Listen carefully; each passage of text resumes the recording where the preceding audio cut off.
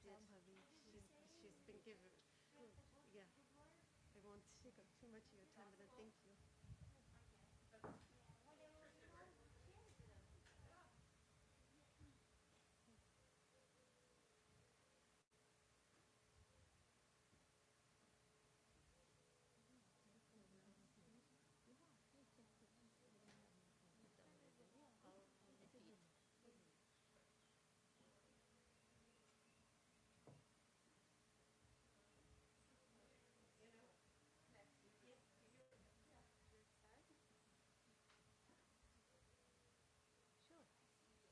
Sure, please start. Or we can have a bhajan from Vasu. Yeah. One more bhajan and then we'll stop. Beautiful. Thank you.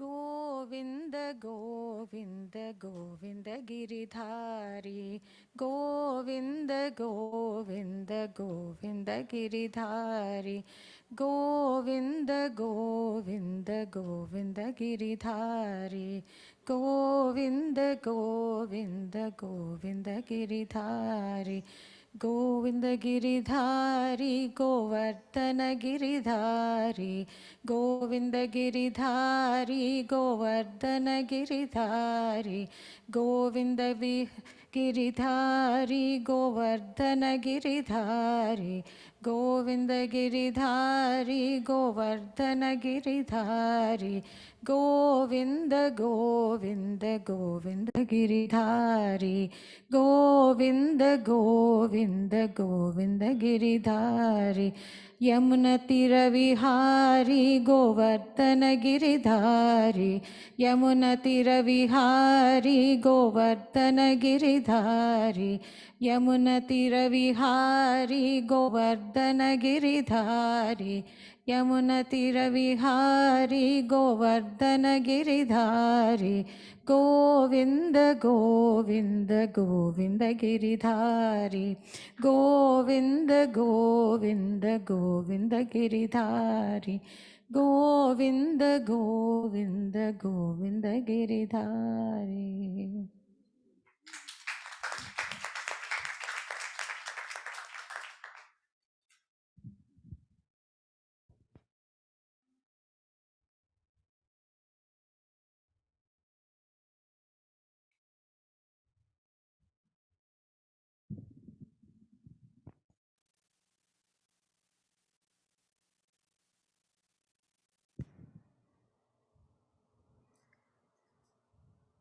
ॐ सहनाववतु सहनौ भुनक्तु सह वीर्यङ्करवावहै तेजस्विनावधीतमस्तु मा विद्विषावहै ॐ शान्ति शान्ति शान्तिः. Namaste to all and welcome to the last Q&A session of this. Yeah. Yeah, but we have the whole session. See, that's nice. Yeah. It's just beginning, not ended, never an ending. So,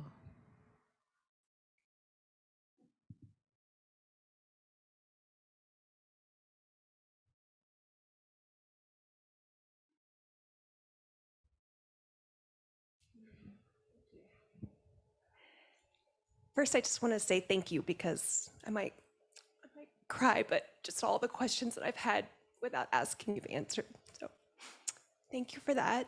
And my question now is about asana. And, you know, I teach yoga, and I wonder sometimes how appropriate it is to just teach asana. And if, you know, I wonder about cultural appropriation and are we sort of missing the point just by teaching poses? And I'm just curious what your thoughts are about that. Yes, a very wonderful question. You mean teaching asana to the exclusion of the spiritual aspect of it? Is that what you're trying to say? Sometimes, I mean, I Yeah. teach a little bit of like Yes. mindfulness, Right. breath, but Yes. that's about it that I do. It's the first thought that comes to me is not so much about cultural appropriation as much as the fragmentation of something that is whole. You see, it's the whole thing.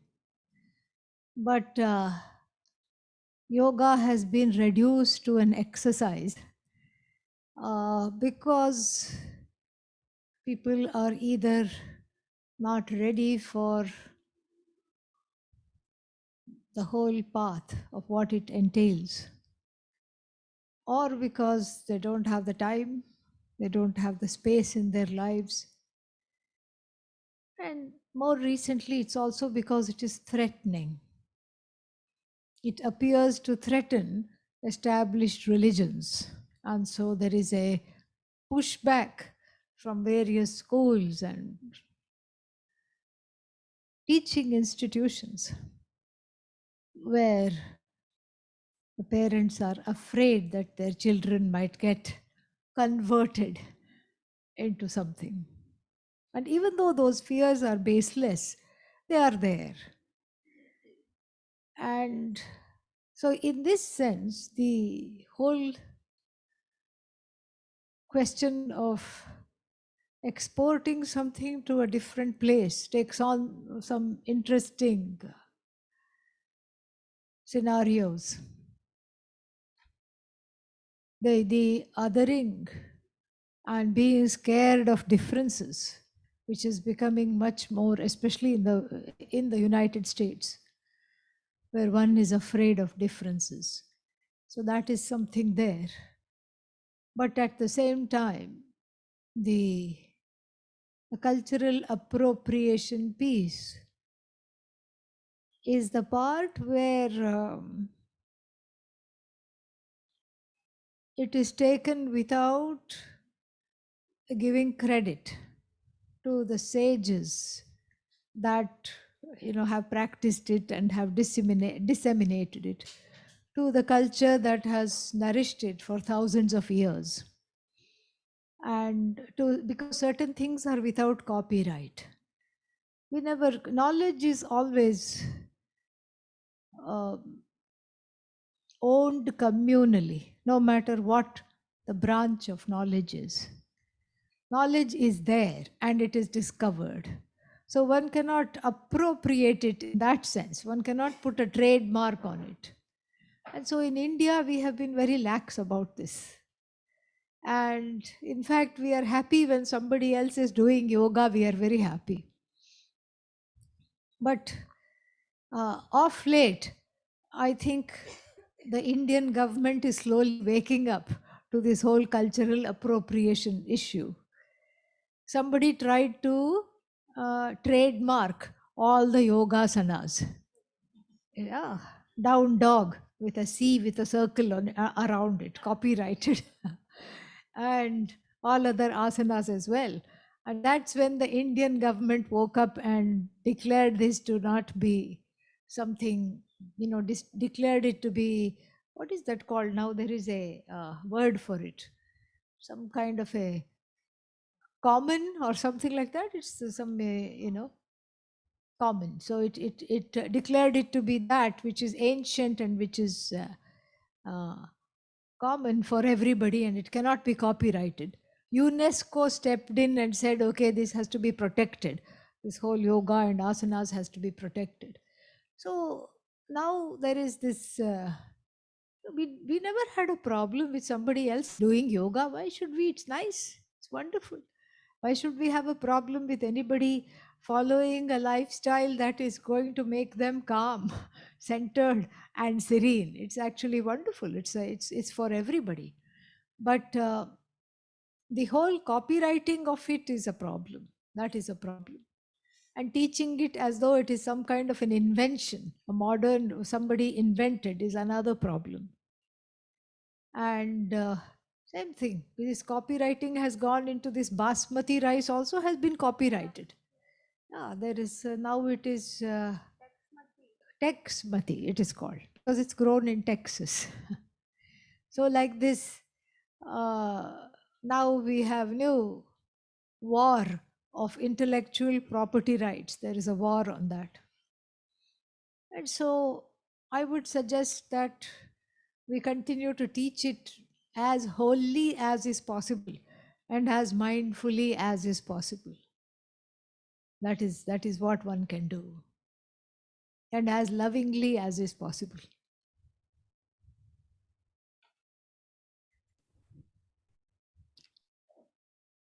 Swamiji? Yes. Yes. Hello. I'm here in Toronto via Los Angeles. First of all, thank you, thank you, thank you for making this journey to the ashram. I can't begin to tell you. If I could be there, I would be there in person to say this to you. And I'm gonna talk about my questions are referring to your lecture this morning. During satsang. I made some brief notes, and of course you can correct me if I'm wrong, because writing and listening, I don't do too well at that. Opening up, you talked about give it with happiness. And where I'm coming from, how I'm going to expand, give it with a sense of modesty. Giving, I guess I should just give a little background. I run a foundation and I give money. And I give it, to appropriate groups. One of the things you mentioned, I think in there was that people come and they, in my situation, if somebody approaches me, if I'm at an event and they say, oh, I know, they know who I am and they know how much money we have. Oh, do you think you could donate? I will immediately shut down. When I say the word shut down, I mean, you're done. You're not going to get any money. I don't even say, write me a letter. I don't deal with that. It's like, we go to you.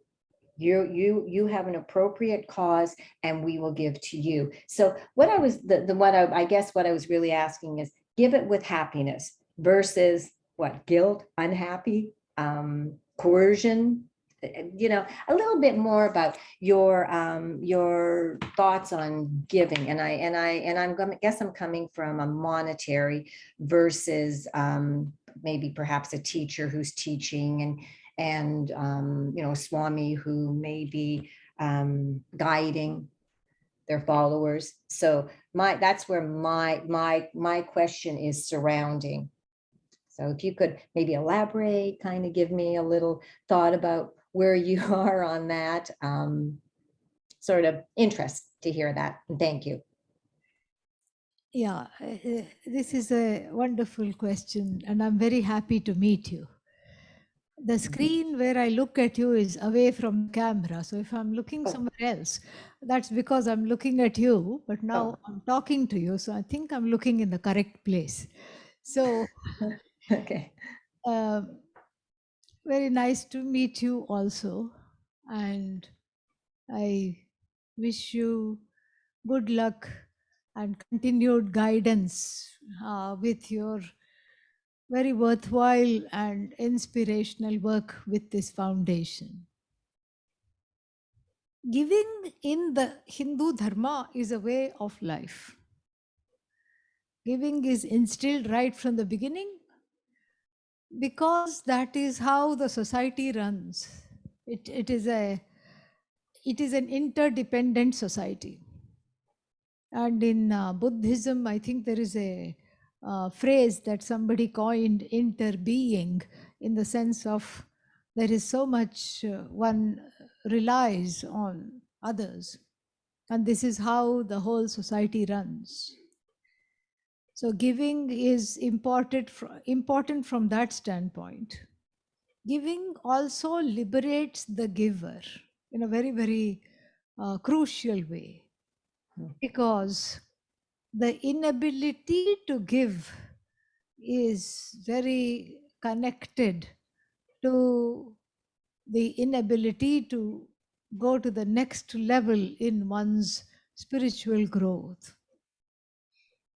And so the giving helps with that.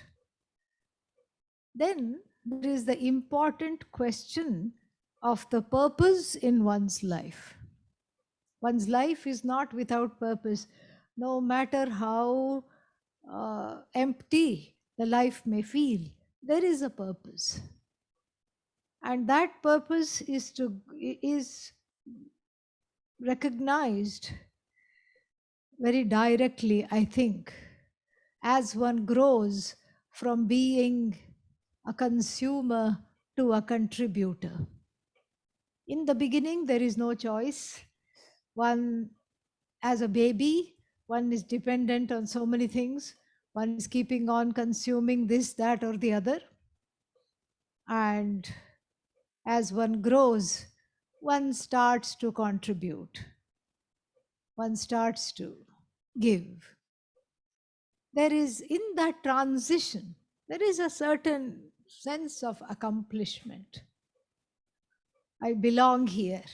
I am useful. I'm able to give. Because the position of being a receiver is a position of helplessness and dependency. And that is not something that is appreciated. Nobody likes to receive. Everybody wants to be independent. So the position of the receiver is a position of helplessness. It's almost like you shrink when you ask. You look to the left, look to the right. Okay, please give me. You make sure nobody else is looking. It's almost like that. But when you give, you know, the body language of the receiver is one of a shrinking being, almost wanting to disappear. But the body language of the giver is a very powerful place. There is something joyous about it. There is something you feel empowered. The body language also of the giver is direct, straight, happy, public, and wishing also to be publicly acknowledged. That is also there. You feel good about it.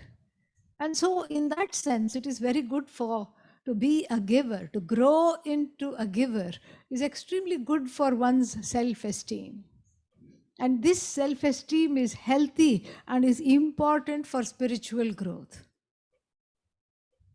Because unless one loves oneself, at least fundamentally, a little bit, it's very difficult to discover oneself as love incarnate, as compassion embodied. So therefore, this kind of a growth from being a consumer to a giver engenders in one a powerful transformation. One feels on top of things. And of course, you know, we are not talking of those situations where the ego can come in and make one crazy about this and attach to this feeling of being a giver. We are not talking of that. We are just talking generally. This is a very important transformation, which makes one ready for self-knowledge. So then coming to your specific question per se, and the work of the foundation, and how you said you go into shut down mode when one approaches. That's because you are greeting the person that approaches you as an official of the foundation, not as yourself. That is you are performing a role. And in the role, there are certain rules that you said. You are the one who decides. You meaning here, the foundation decides. The foundation is set up in such a way that it decides who to fund. And so when somebody approaches, one is put in a very difficult situation. And so perhaps that is the reason for the shutdown. My suggestion would be to question and gradually make a separation between you, the foundation official, and between yourself, the person. And so, if there is that kind of an inner space, and as you grow in security, you can greet them with a smile and say that these are the protocols. And perhaps there are certain other foundations that you can approach for what you need, or something like that. That might be some way to do it, because that is because if we go back to what the Veda says about giving, it is giving with joy, giving with a sense of freedom. The Veda says also one more thing, which is expressed very well in the Bhagavad Gita, that there are three forms of giving: a sattvic giving, a rajasic giving, and what is the last one? Everybody knows this, tamasic giving. So, sattvic giving is, there is a receiver who is it is very important, because the sattvic giving takes into consideration the qualification of the receiver, which is important. You can't just give it randomly to anybody, because it could be some kind of a, you can be practicing giving for wrong reasons. You can be practicing giving in order to be recognized. You can be practicing giving in order to be loved, in order to be noticed. And so it could be a kind of a dysfunctional giving. So a sattvic giving is where you recognize the appropriate recipient, and you give to the appropriate recipient, so that it doesn't become a dysfunctional form of giving. And then the rajasic giving is giving in order to be acknowledged, noticed. And so what will the person do? Before the giving is happening, the person will invite the press and say, just come, just come at such and such a time, and pretend you were not invited. Pretend that you're just dropping it. And then, I'm giving and waiting to make sure that certain photos are clicked. I find it very funny, sometimes there's an award ceremony or something like that. Or even, sometimes they say, oh, we want to invite you to give some talks. I go to give the talks, and on the last day, they will say, oh, we want to honor you. And they will drape a shawl, which is very beautiful, which is so heartfelt. And then they say, no, no, no, no, no, no, drape it again, because we did not get the photograph of the draper and the draped. And and then it becomes a little contrived. So this is what the society practices, because there is this sense of the public, the publicness of this, and wanting to be acknowledged. And then somebody will say, usually the draper of the shawl, this is, what is that? This is Swami trivia. Okay. Yeah. So usually the draper of the shawl has not purchased the shawl. Okay. This I found out later on. And somebody else would have purchased the shawl. And then later on, they will say from the audience, I'll say, oh, what a beautiful shawl this is. And they say, I bought it. This one is a trustee. That's why they are getting to drape it, because they are higher up on the chain of hierarchy. I was the one who went shopping for it. I purchased it. And I'm happy to acknowledge them. But this is all that is. These are all things that are there in the giving, about which we can have a good laugh. And then there is tamasic giving, giving with conditions, giving with resentment, giving because I'm being made to give. I have to give because there are some dire consequences, because I will not be accepted if I don't give, or so I perceive. And so therefore one gives out of a sense of some perceived compulsion. And then because there is a perceived compulsion, there is no freedom, and there is resentment. There is severe resentment, there is pain, there is sorrow, And there is a whole chapter on that, the kind of giving. And the healthiest form of giving, says the Bhagavad Gita, is that datavyam yad danam tat satvikam uchyate. The sattvic form of giving is a kind of giving that is given because it is the right thing to do, without looking at what am I going to get as a result. It's not easy to give. Especially what you said, I liked about that. This is a question about money, because, question about time, those are easier to give in a way. Money is very difficult to give. And for that, a lot of growth is needed. Because even though one may be telling oneself, I don't have any expectation. Honestly, I don't have expectations. But the expectations lurk in the subconscious and unconscious mind. And they come out sometimes years later, they come out. And I don't know if I'm answering your question, but you just said talk about giving a little more. And Yeah. that's exactly what I have done. It's just, yeah, and just to say yes, you did elaborate. And in my world, it is a pleasure and an honor. I don't look for any kind, like when you say the press, I hide away from it. I'm almost embarrassed when the name goes up on the screen. I'm going, oh my God, they're going to know, and I'm sitting in the audience, what like that. But it is an honor. And just to tell you, one of my latest, just I know everybody, we were able to send a Christian reverend from Toronto. It was, through an organization in the United States. He just returned from Israel, and he said it just changed his life. And that makes me feel so, I can't even begin to tell you from my heart what that does, and that he's going back to his church and he's going to preach. So that's just, so thank you for your wonderful response. Good luck to you. Thank you.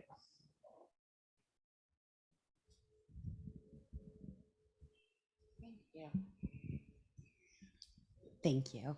I'd like to follow up on that, because I'm not patting myself on the back, but I enjoy giving, and I'll give sometimes money, but also if I meet somebody and I don't know them very, very well, for instance, somebody I met who was helping me organize my house had just started her company, and she was nervous, and I bought her like this little bracelet that like said strength, and I was like, it made me think, here's something for you.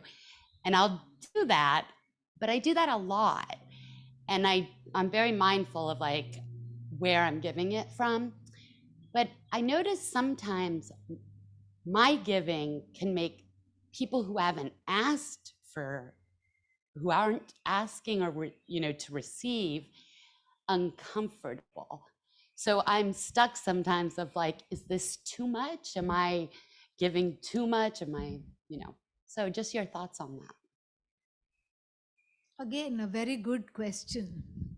And not an easy one to ask, because you have put yourself in a position of feeling the discomfort, you see, that you are talking about. So,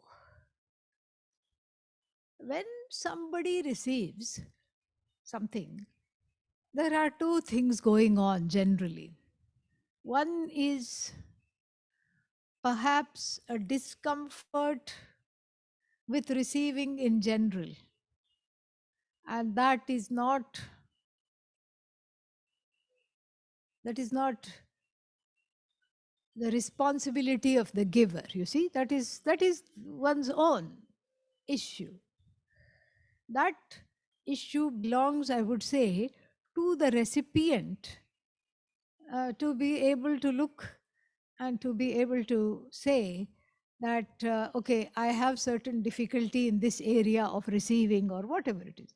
Or maybe they are not able to do that, and that's okay. So that there is one part going on. Another thing that I find is that with regard to anybody who is in the, people are much, much more sensitive than sometimes we give credit. We are ourselves very sensitive. And you are very sensitive because you are noticing all these things happening. So sometimes people pick up on certain things which are there, which cannot even be articulated. And so there could be that as well. So giving, of course, is spontaneous. So if you were to ask each and every person, shall I give you a bracelet with little letters called strength? The spontaneity and the joy of it is gone in a way. So without doing that, perhaps sitting and inviting or praying for a little more clarity of that situation, in that particular situation. Because sometimes when we reach out, perhaps that is not what is needed. In that, reaching out is all right, it is appreciated. But the manner in which we reach out is what is need to be, what should I say, filed, fine-tuned, honed, and made more free.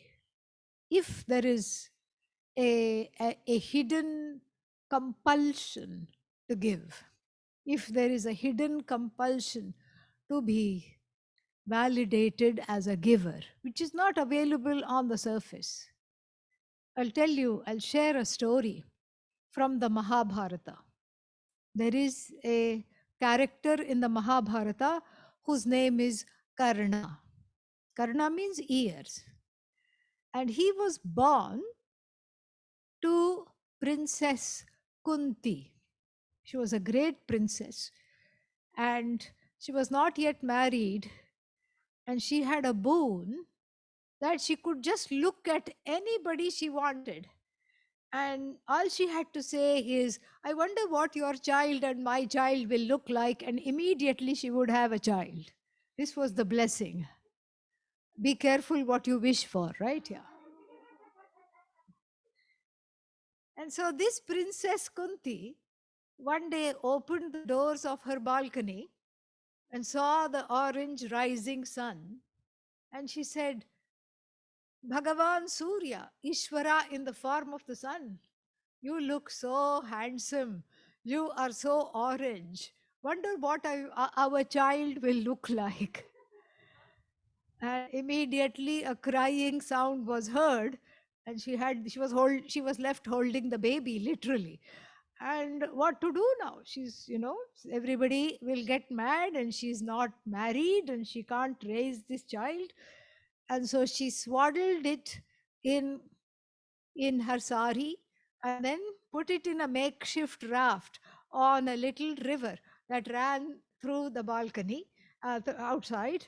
She went outside and let it drift downstream. And the baby was called Karna because, blessed by Lord Surya, he was born with built in golden earrings that shone like the sun. And so this baby drifted downstream. And of course, this is karma. So beautiful. This is Ishvara in the form of karma. And there was a childless couple, a family of charioteers who repaired chariots for a living. And then there that lady, her name was Radha, and she was delighted. She said, OMG, how is this possible? Here we are pining for a child, and here is this gorgeous baby, amazing baby. And so they took it and raised him as their own. The baby was obviously a misfit because he was a prince.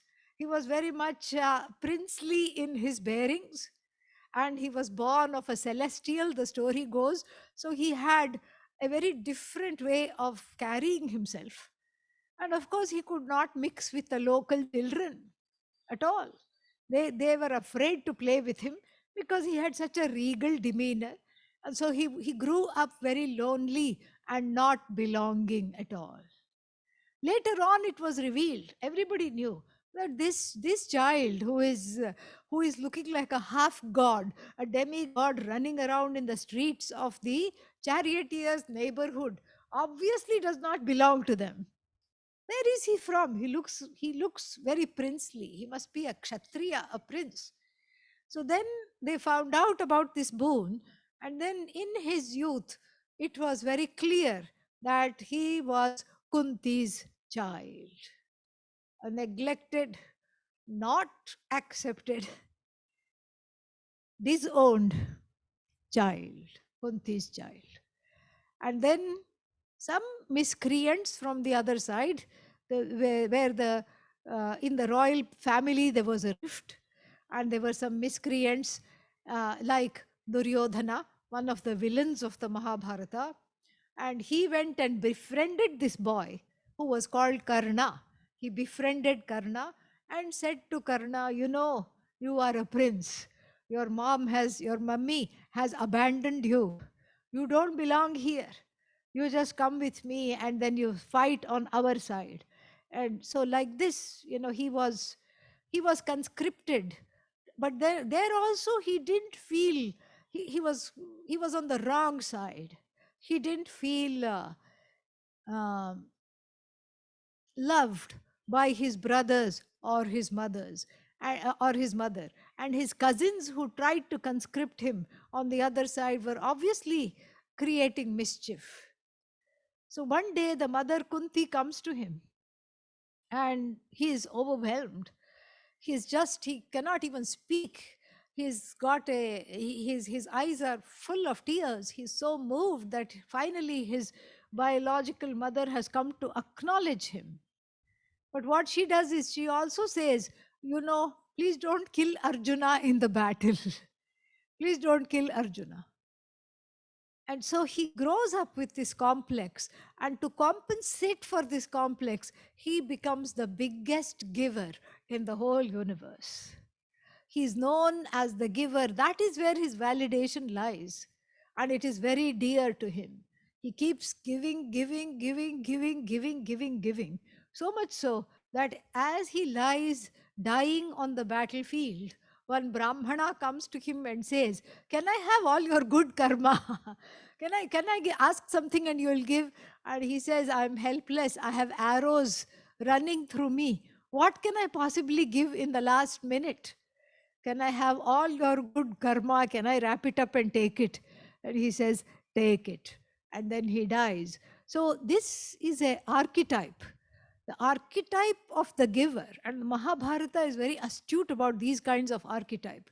The archetype of the quintessential giver teaches us that what all the kinds of hidden insecurities and need for validation might exist. These are some things which we can sit with. These are some things that we can cleanse. And how to cleanse that? For a time being, stop giving or change the nature of the giving. If you want to give a thing, rather than a thing, give a smile, give a kind look. So give something other than that which one feels, compelled to give.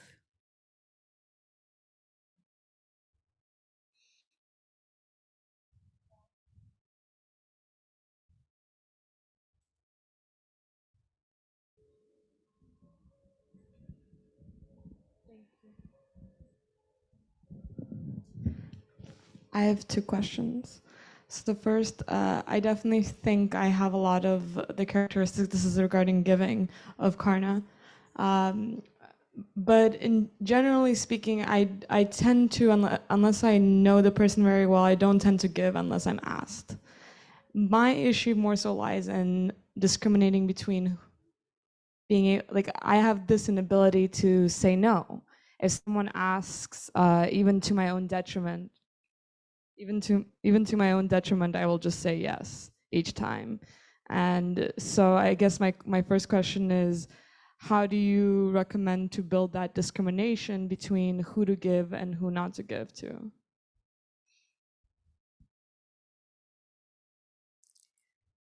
First, before the giving, not giving, the muscle to have healthy boundaries must be built up. And if that means learning to say no, that is important. So that may not be all just in the area of giving, although that is where it is importantly recognized. It may be in so many areas. So that is actually an important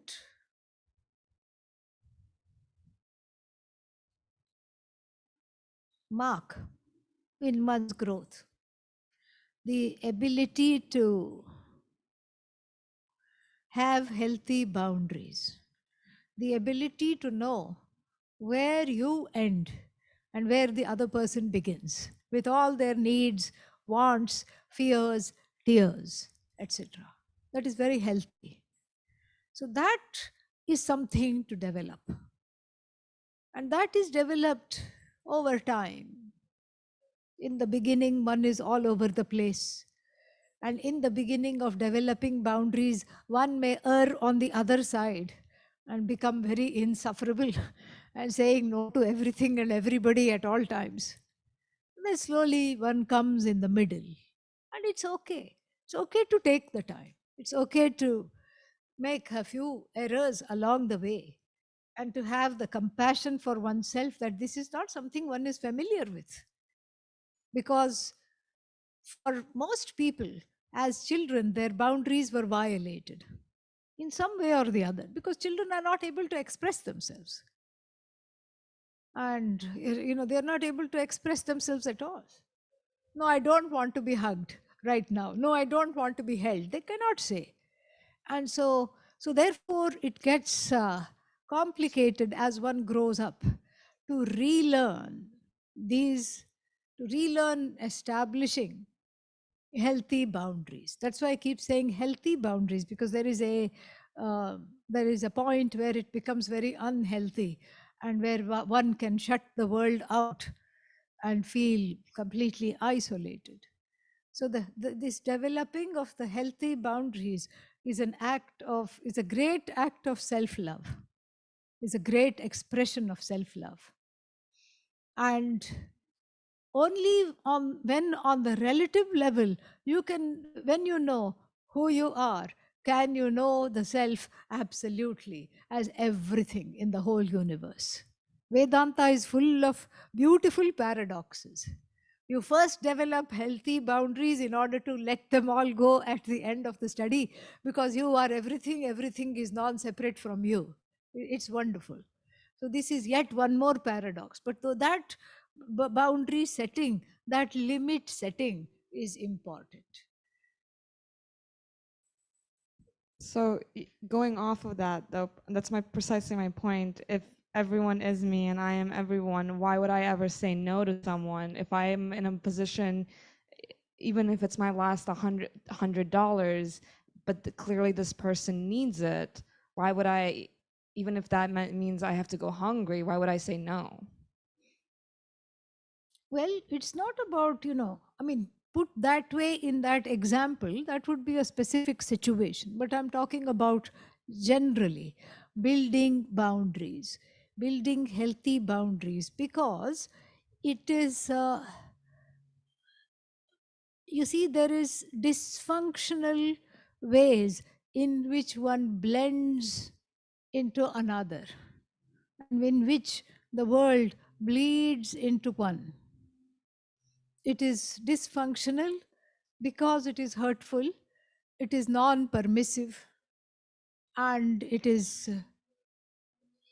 therefore it causes pain.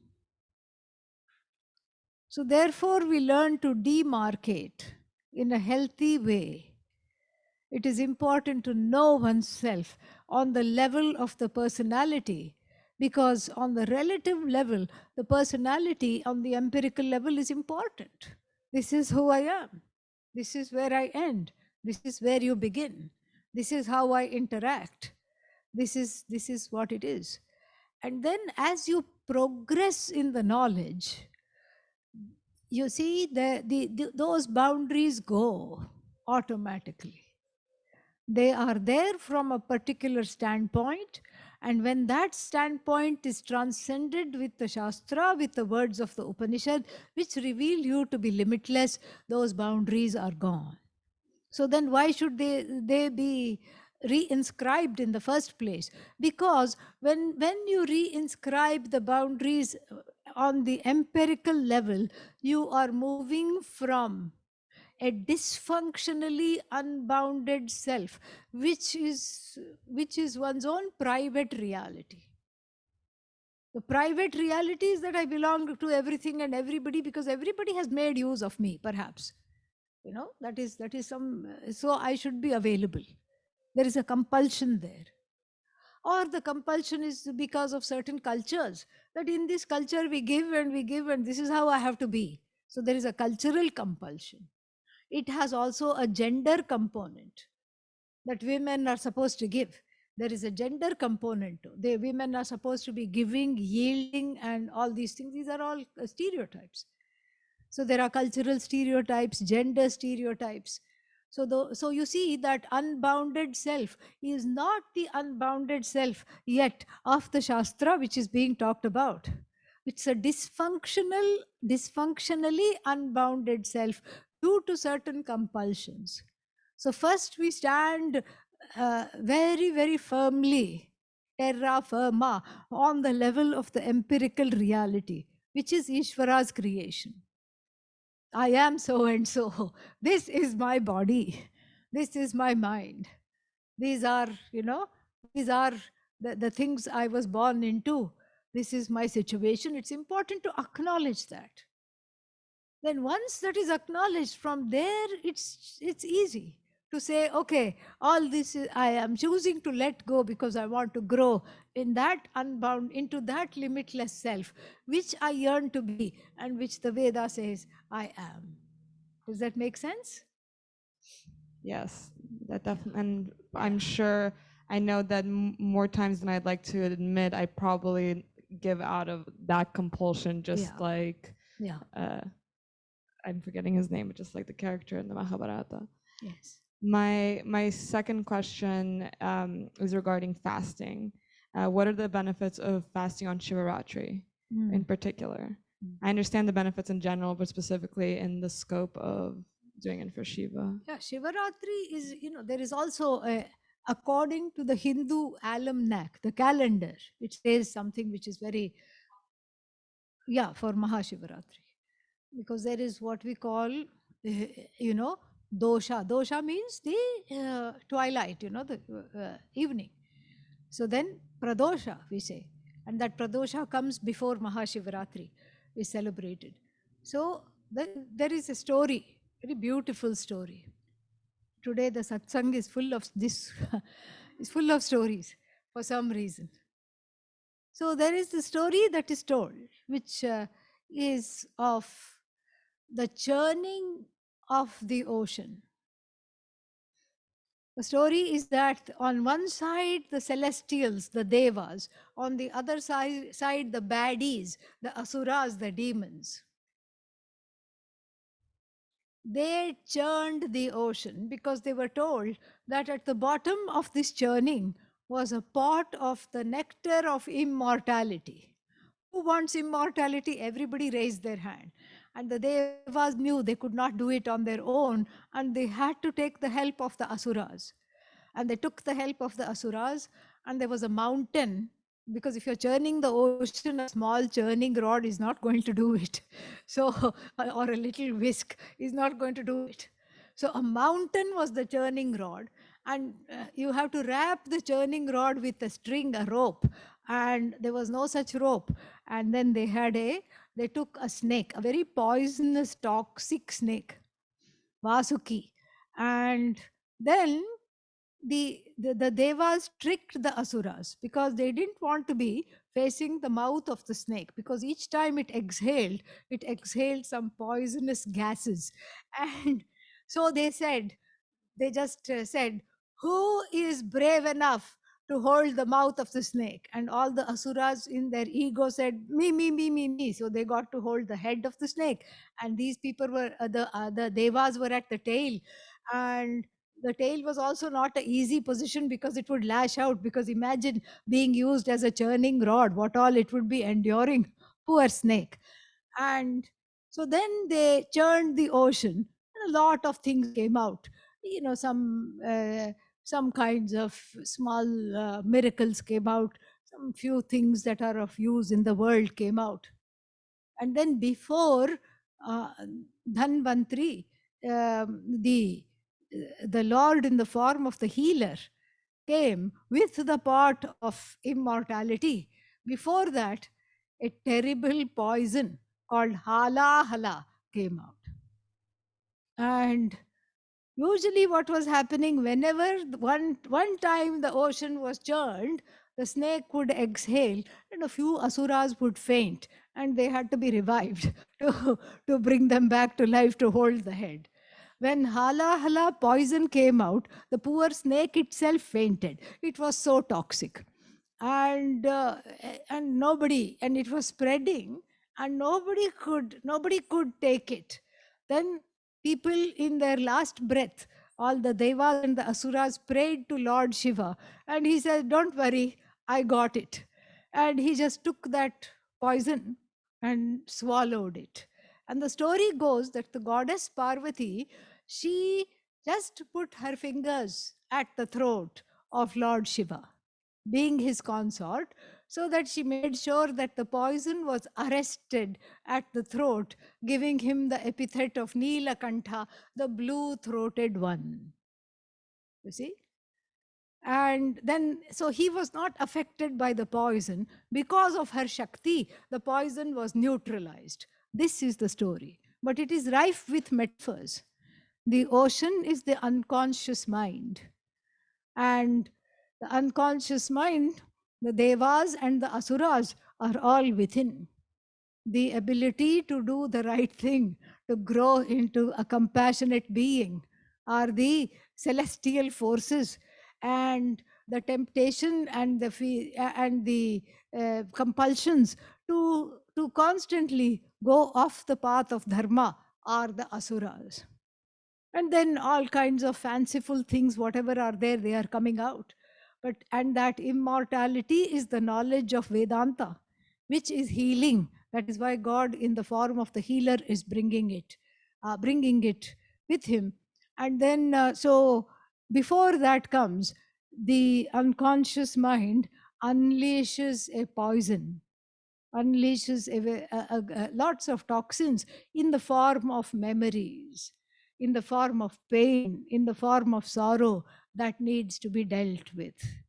And the only one that can deal with it is the goddess, the Lord. That is who.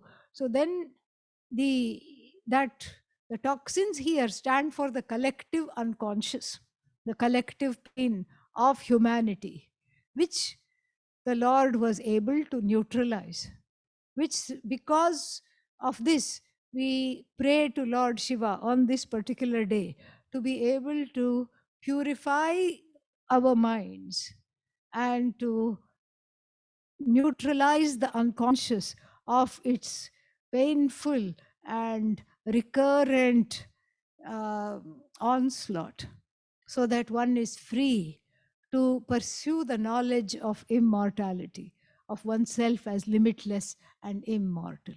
So the fasting helps, because the fasting makes one not be sleepy all the time and to be in a place of receptivity.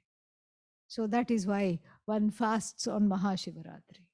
So this is all, it's a very, very beautiful festival. It's all about cleansing and offering all the pain back to the source from where it came, and say, this is, this, you put it there, you take it away, and allowing that to happen. Thank you. Swamini? Yes. Om. Thank you so much for all the wisdom. I'm wondering about Karna. I think he was also known as Radeo, right? Radheya. Radheya. Radheya. Radha was his mother's name. So then Radheya, son of Radha. Right. And so if it's not too long or involved, I would love to know what your take is on the rest of the story? Apparently, when they finally fought and he yelled, "It's only fate," or something, when Arjuna killed him. I don't know the details. I'm just wondering what happened. Well, to complete the story, when Mother Kunti comes to him to spare Arjuna's life, he welcomes her with a hug and a lot of tears because he's so happy to see her. But then, in his mind, the mother should be giving, and here the mother also has come to take something from him. This he cannot handle. He becomes very stiff and he withdraws unto himself, and he says to her, "You always said to everybody you had 5 sons. You never recognized the 6th. I cannot promise you that Arjuna will survive in the battlefield. It is all destiny. But I can promise you, you will still have 5 sons. Because right now you are choosing to selectively acknowledge me. You will still have 5 sons, oh mother. And that much I can promise you." Meaning, he and Arjuna were very much matched. And so he knew that one of them would survive. Yeah.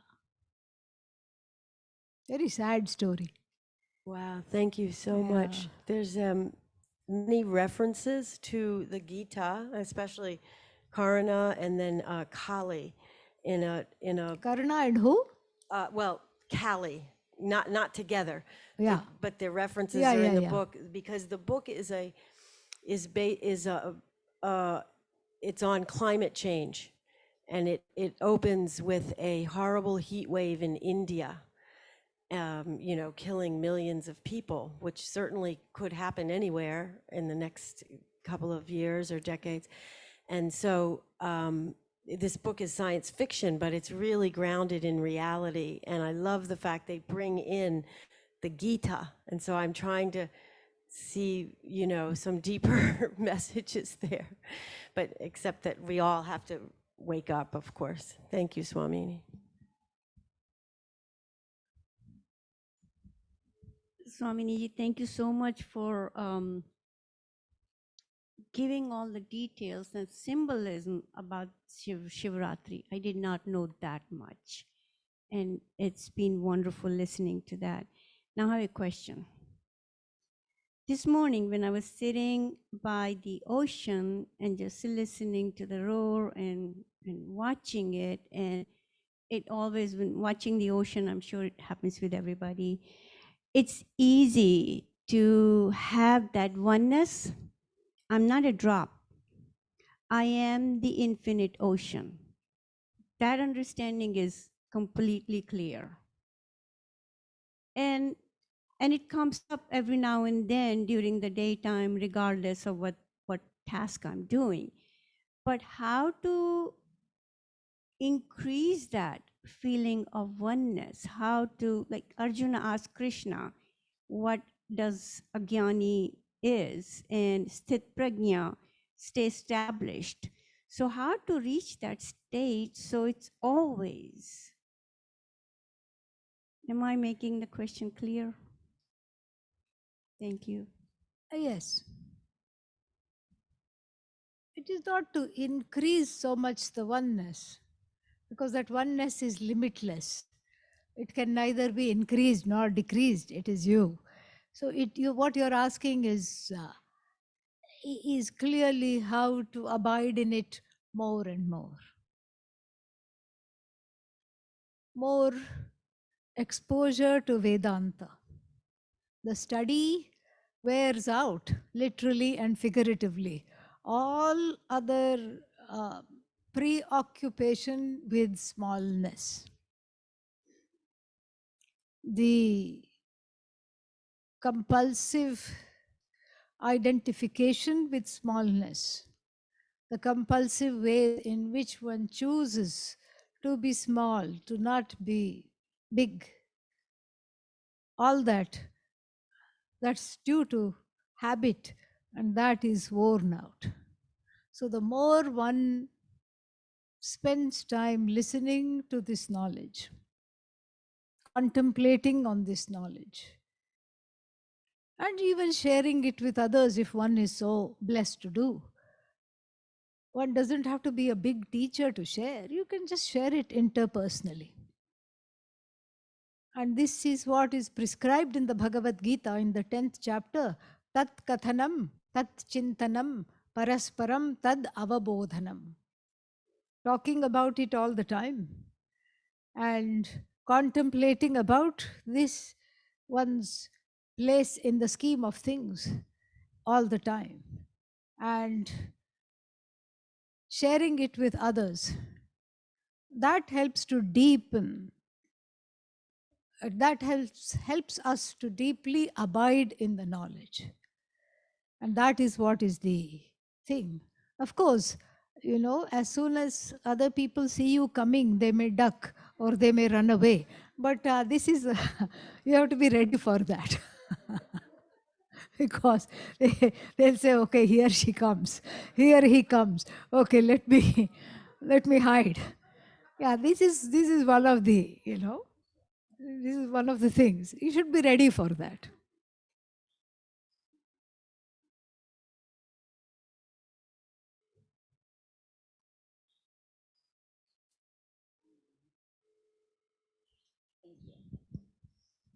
One more. This morning you were talking about when you took the hike and the family that came up Yeah. and the husband, it could have been better. Right. I have run into or know people who, even in the best situation, will just say negative. And it's very hard where I'm like, yes, well, at least it's this. But how does one handle negativity when someone is negative and you're trying to stay in your positive and enjoyment of everything? We don't take it on. We see it as an aberration that belongs to their karmic trajectory. And we look at it not from a standpoint of, this is not a judgment, this is a fact. Right. We look upon it from a standpoint of it being a fact, not something to judge, not something to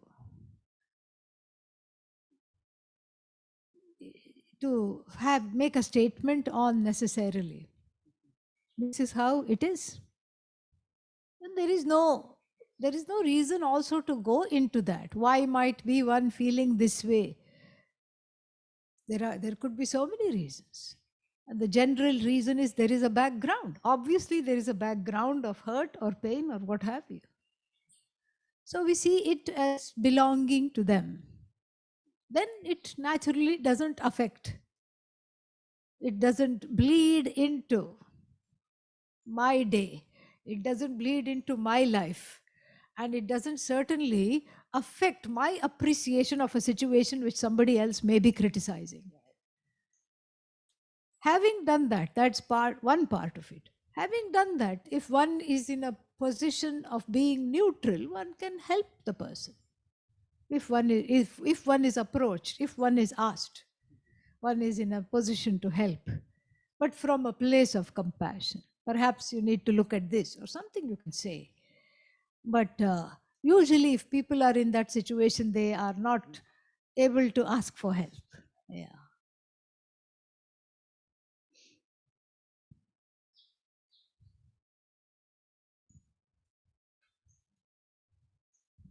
Hi, I'm a beginner. This is my first time. Welcome. Thank you. So I don't know if my question is very basic or it's been said before. The question is in regards to attachment and disappointment. So sometimes you are self-aware of you're experiencing disappointment. You want event A to go as such, but it goes in another way, or you try something you like and it tastes so good, but then the feeling passes right away and you're back to your baseline. What do you do in that moment where you're aware you're feeling disappointed, you're aware it's like a transient event and you can't really hold on to something, but how do you deal with these micro disappointments or that you feel throughout your daily life? Yeah, nice question. Thank you. The visualize the disappointment as a small crying child. Be the mother to that. Hug it. That is the way to deal with it. Just what does the child need? It needs reassurance. Just say, yes, I know you are very sad. It did not go your way. And you are very precious to me. And it matters to me that you are crying. And I'm going to hold you. I may not have power to change the outcome of this particular situation, but I can certainly be there to hold and to comfort you. In order to do that, you have to be firmly in the place of the adult. Then you can extend love and flood the disappointment in the form of this inner child with love. And slowly it will ease. Slowly the teachings of how this disappointment is part of life will become very clear and will overpower that little one, or integrate rather that little one which is feeling always that it is not addressed, that nothing ever goes its way. And so the other thing you can do if you're serious about this is have a chat with the disappointment once you gain its trust. What are you trying to say? What do you mean that things do not go your way? What does this remind you of? And if there is some memories or something from the past, that also one can take the time to let go through prayer, through just, all the practices, therapy, prayer, yoga, all the tools that one has at hand. Thank you.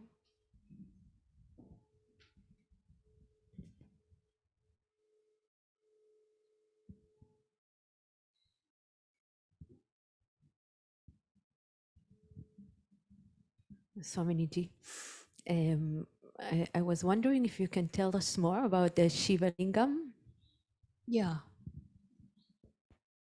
The word linga means a sign. Lingyate iti lingaha, lingyate anena iti lingaha. Lingaha means that by which something is recognized. And so in the Shiva Linga, we have kind of a smooth, round form, an oval form.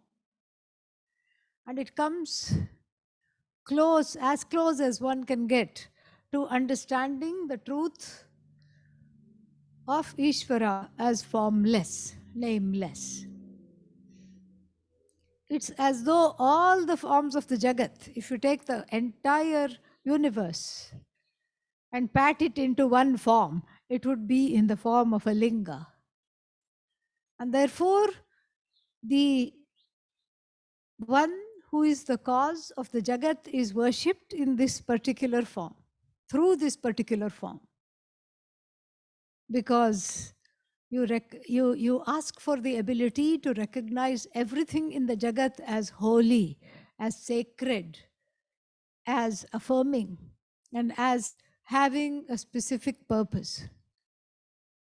This is how it is recognized. That's why to worship Bhagavan in the form of the linga requires a lot of emotional maturity, because usually we like to relate to forms which have a smiling face, which look like us, which are smiling with a hand like this, don't fear when I am here, this kind of hand, smiling face, and adorned with lot of jewels. This is how usually in the Hindu tradition one is comfortable dealing with what we call God. But it is important to recognize in the Shivalinga, what is there is everything, including oneself. So the Shivalinga is almost the last frontier of duality. Because if the whole universe is included, are you part of the universe or not? Yes, you are. You are very much included in this universe. So the whole universe, including the conscious being who is observing the universe, is there in this puja. That is why it is so effective. That is why it has the power. The prayer is so powerful that it has the power to ward off so much karma.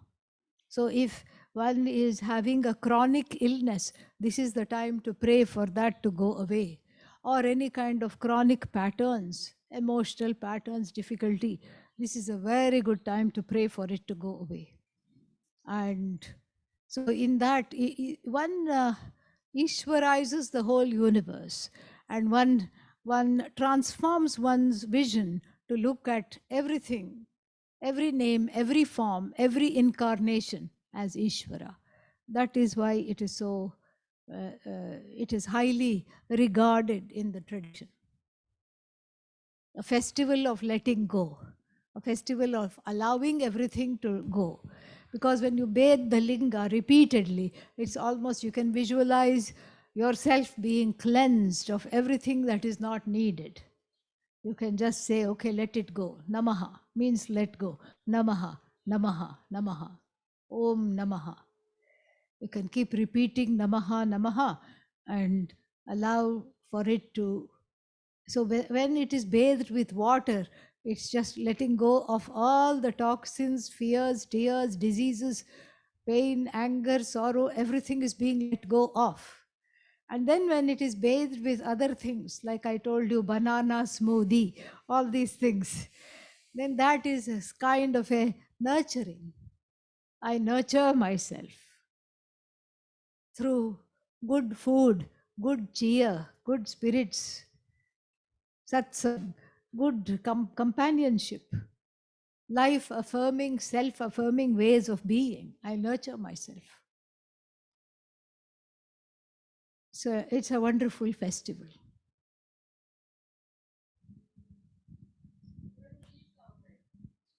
Pardon me? Everywhere. Yeah. Because, and that's the truth. Because you see, you think of something. If you think of a person, they are right there, are they not? Yeah. They are close to you in your heart. Yes. So, I will be on the plane. Yes. The best place to celebrate it, because there is nobody to come and disturb the meditations. And it's very easy to fast, because who wants plain food? Yeah. Easy to say, don't bring the food. Swaminiji, can you please talk also about the shape of the Shiva Linga? Yeah, I just did. It is like all the forms being patted into one form. And this particular oval shape, it came because it is, the lingas which were taken from usually taken from the river, like Narmada river, and the stones, certain calcified forms of wood, stone, all these things that were there in the river bed, the undercurrents would rock it. Mother Narmada would rock it and make it into a smooth form. And there are special divers who know where to go, and then they dive without any gear. They go diving and they bring out these lingas. So the idea is, maybe this is what you were asking. The idea is that the personality of the human being is like a rock, ragged, jagged, and full of edges. And the Shivalinga is all smooth, free of personality. So in the Shivalinga, there is only person, and the personality in the form of raga dvesha has all been resolved. That is what we worship, because that is what we see the truth of ourselves as. no ragged edges, nothing to cut anyone else or oneself.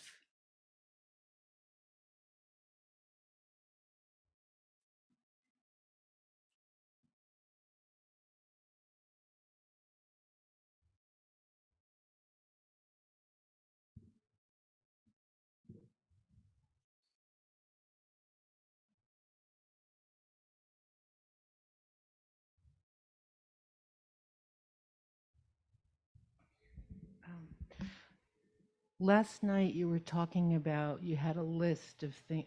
You had a list of things that are challenging on a day-to-day basis, and one of them was being marriage, and dealing with difficulties in marriage. And I'm wondering what you would say about divorce. Like, how do you know? I mean, I have an answer for myself, but I want to hear what you said. How do you know when that's appropriate, or whether that's healthy, or whether that's good, as opposed to working with the challenge and working with the challenge? That's difficult, yeah, and it depends on the individual situation. Sometimes the marriage comes to an end because people have different areas of growth which are not compatible together. That is the time, it comes to an end. Sometimes the marriage has to end because it is abusive.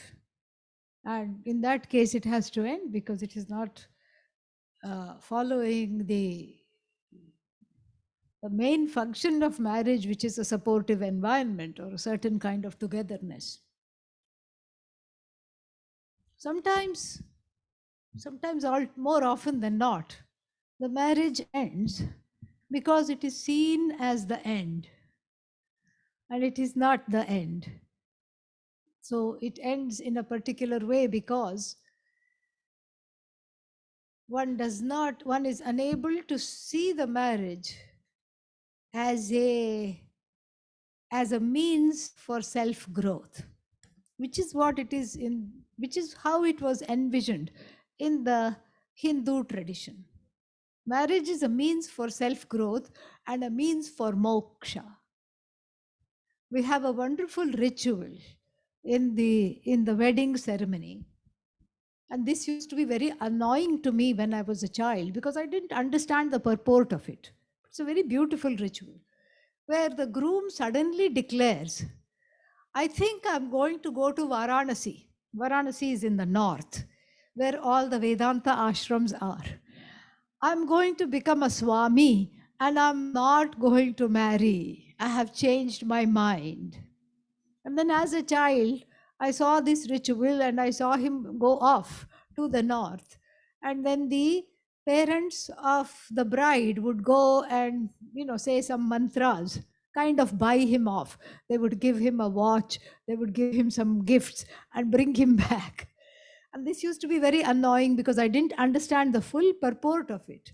But when you look at the mantras, it's very deep because it's not how it looks. It's not that the parents of the bride are trying to buy him off and bring him back, and the parents of the bride are not trying to stop him from going to Varanasi.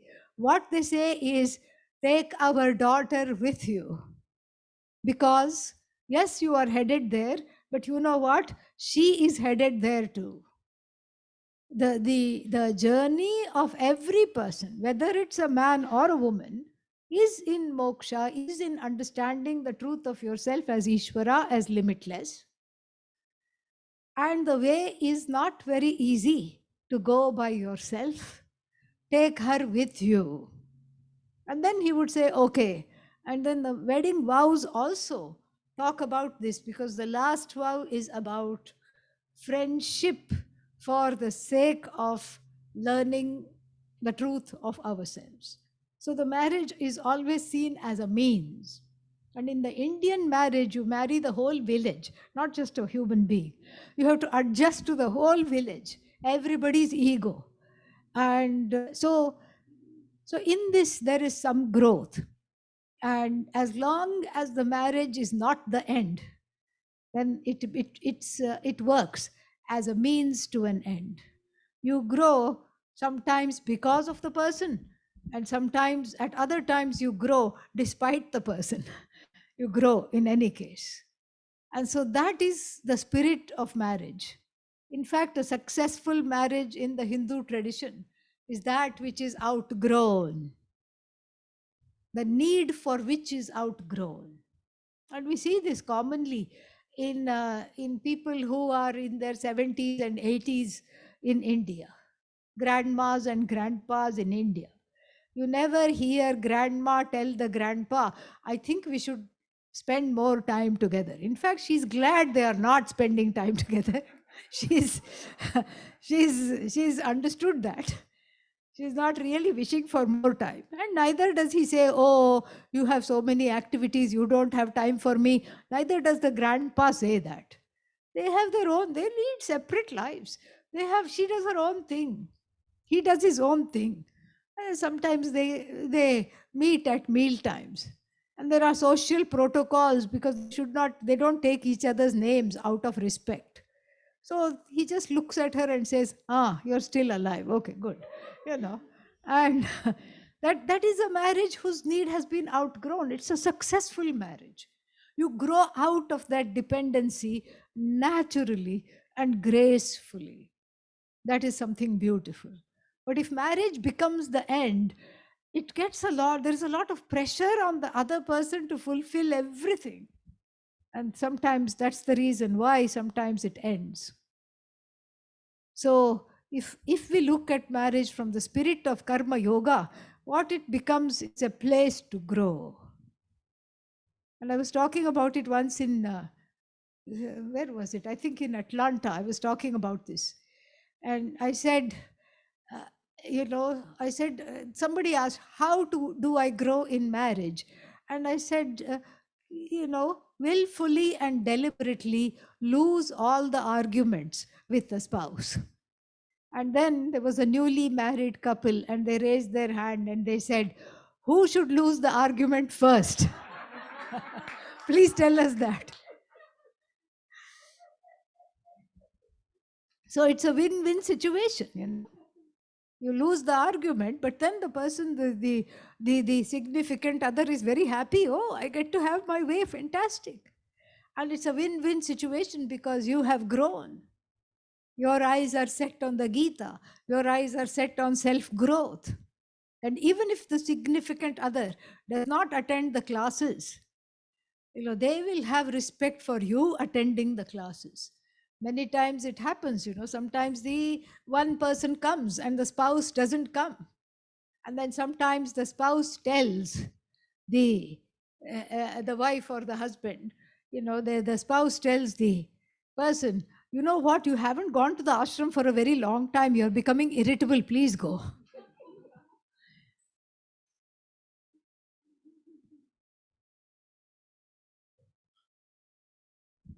Can I ask one more question? We were talking about dying and so on, and I was wondering about the ashes. And, nowadays they have all these, like, you can put ashes in a necklace and you can put ashes in an urn and you can put ashes. Like, what's your position on ashes? I don't know. Because I know, in India, I guess you go to a river I don't have a position on ashes, Yeah. And, we spread them because we make it one with the elements. In a way, it is an acknowledgement that the person has gone.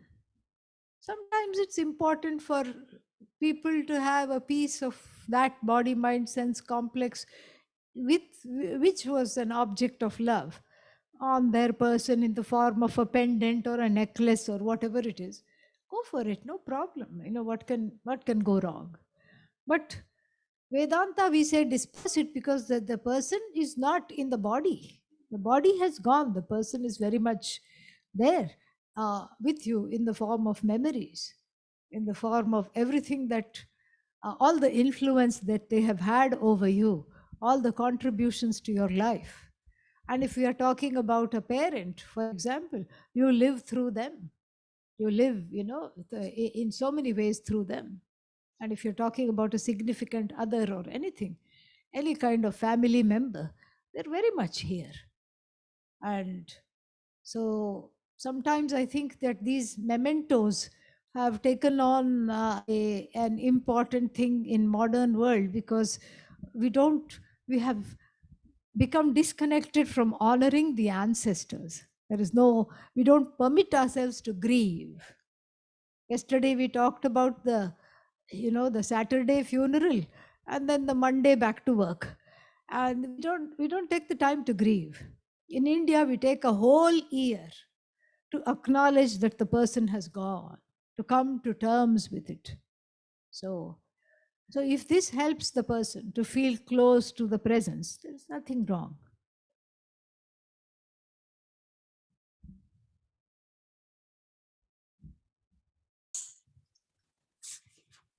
Namaskar, Swamini ji. I'm online. Namaskar. Accept my pranam. Om. Very, very happy for all the discourse and question answer. Now, very common question, and it's repeatedly going back and forth in the mind that is happening, like people that you live with, you're close to, it's so difficult to get along. But the same situation, if somebody's outsider or far away, it's so like the people are so different, like behaving in such a nicer way. Why it is like that, and how to handle that? Like we take everybody as a granted. People, like in the same way, we take it as a granted, and then so I don't know how, if I explained or you get my question. Yes, you have explained very well and even answered your own question. Yes, you have explained very well. It's always fascinating how you are able to give, one is able to give the benefit of doubt to a stranger, to somebody that one doesn't know very well. But then when you come to know the person very well, immediately the mind starts to put them into a box. This is how they are, this is how they behave, this is why they are annoying, and because they rub against your preferences and prejudices in a very strong way. And so it is difficult to be neutral. It's difficult to be objective. With the study of Vedanta, one can cultivate that objectivity.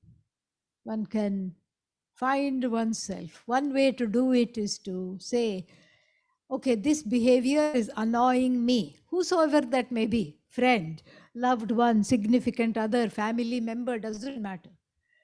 What if this was somebody I did not know? What would I do in this situation? What would I say?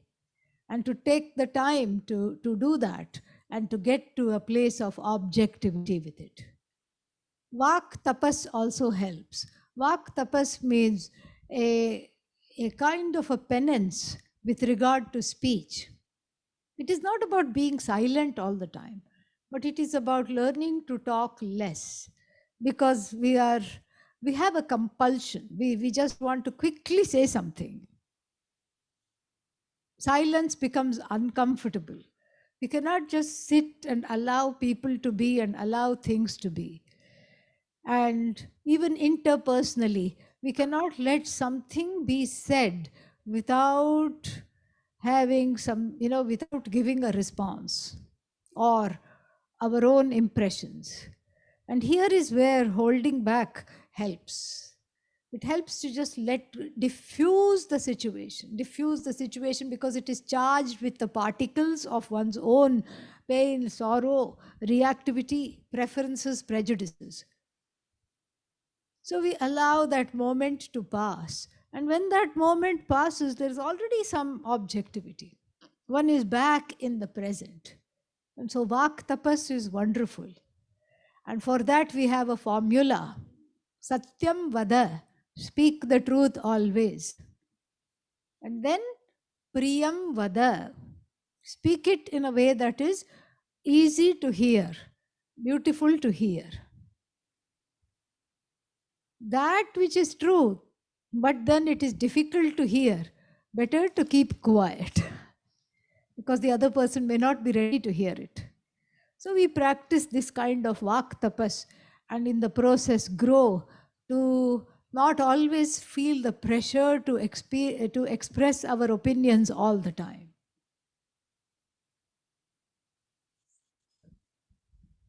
Thank you very much. This sounds good. Yeah. I don't know how easy How it goes. to practice, but it sounds it like makes sense. It's really. Yeah. Let me know how it goes. I will definitely.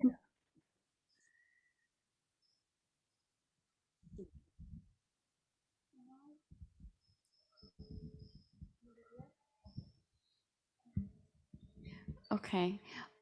Once again, I don't know if this was said before, or the theme is being repeated, but in terms of marriage and the purpose being both individuals growing, in other personal relationships, friendships, or finding a life partner, is there any way to predict?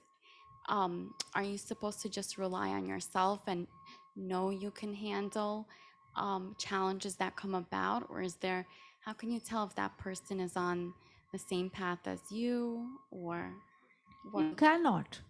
And that's the beauty of it. You cannot tell. It's a surprise. It's a discovery. And if that person is not on the same page, you can move on. Bless them and move on. And that's all it is. Nothing wrong. And if you find a resonance, it's a blessing. That also is a blessing. And if that person is not on the same page, that is also a blessing, because one, especially if it's a family member which you have, we don't have the privilege of choosing. We cannot choose parents or siblings. And so if it's a family member, then that's an added blessing, because you grow despite their presence and despite and you learn to not internalize them and their opinions. You learn to grow out of the need for being validated by them, which is also a blessing.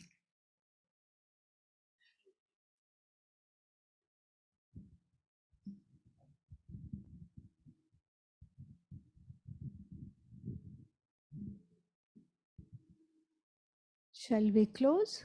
Yes? Any other questions?